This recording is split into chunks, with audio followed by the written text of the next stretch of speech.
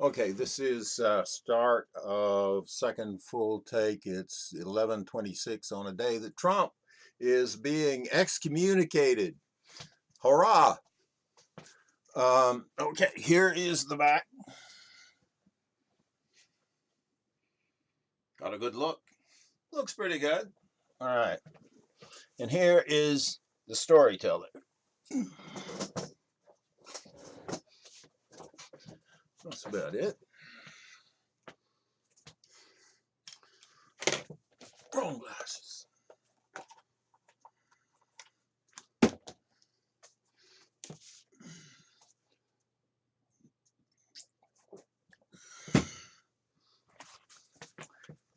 And the script says this.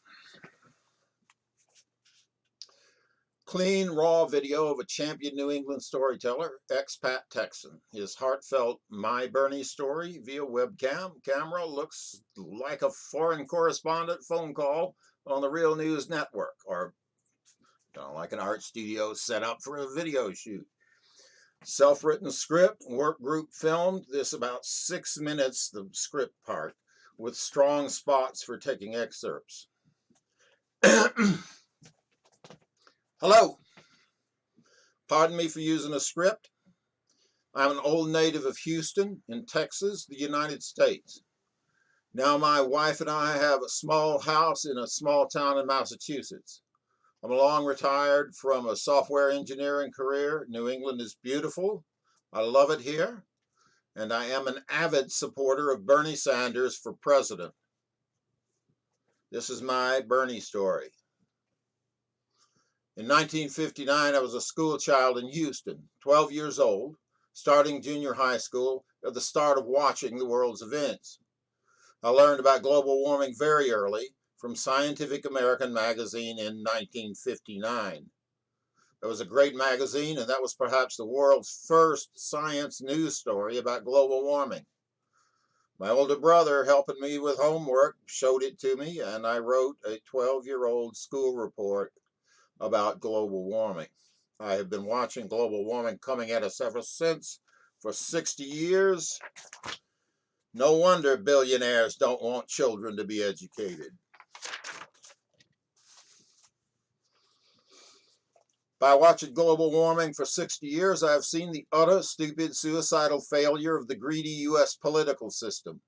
In my long lifetime, every U.S. administration and every U.S. Congress have mouthed platitudes and refused to do anything of any effective use about global warming, while generations of our politicians retire fattened up on fossil fuel bribes. Now, in this end-stage planetary emergency, under U.S. leadership, fossil fuel burning is soaring upward in a sharp increase. Yes, even now, the insane suicidal oil tycoons are lavished with money stolen from the U.S.-led world and from us citizens. Our money stolen by our so-called rulers. We are robbed to pay for our own destruction.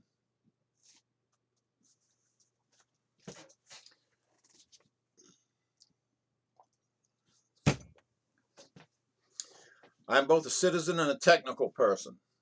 So in my long life, I've been watching both the science and the politics of global warming, and I've seen this. The current political system of our country has done nothing for us, not even to save the world. The stupid criminal political system that currently pretends to be the right way of arranging resources and authority, the political system currently in power, global warming from its beginning in the Industrial Revolution, proves this system is not a democracy.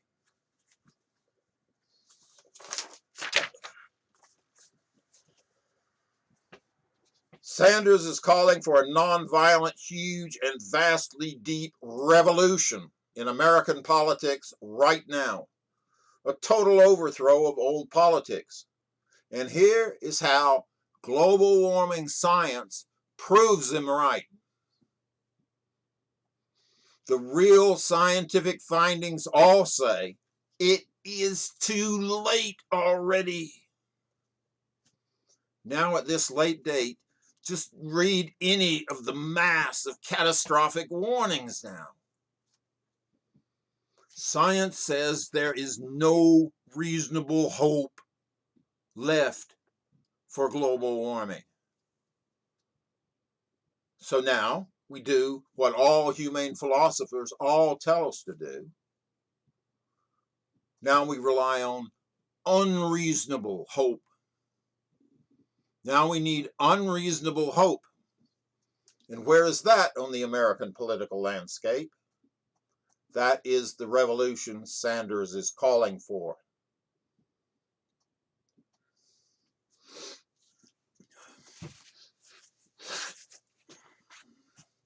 I'm an old man from the USA South. I came through childhood to adulthood entirely in the Jim Crow South, a culture with racism in its founding documents, with the very deadly pro and anti-racism fight unceasing in its bones and air. And I am a so-called white man. I know something, one thing mainly, from being an alert child around the summer kitchen table, my parents' kitchen, and me welcome to ask questions in those conversations. So I must speak about racism and Bernie Sanders.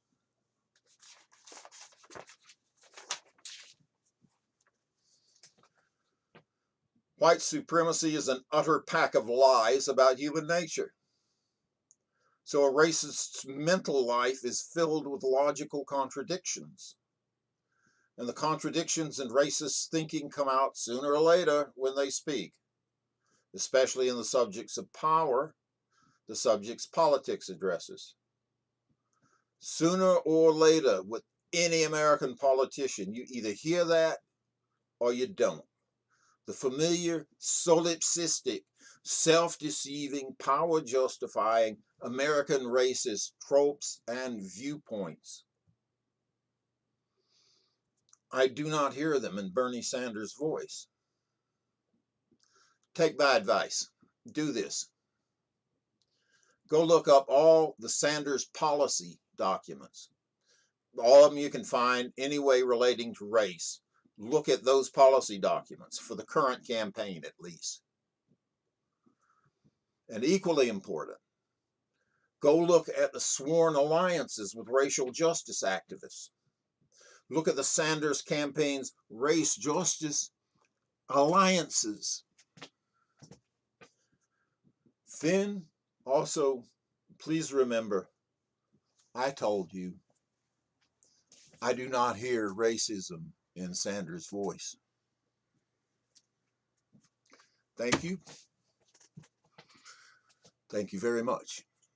Signing off.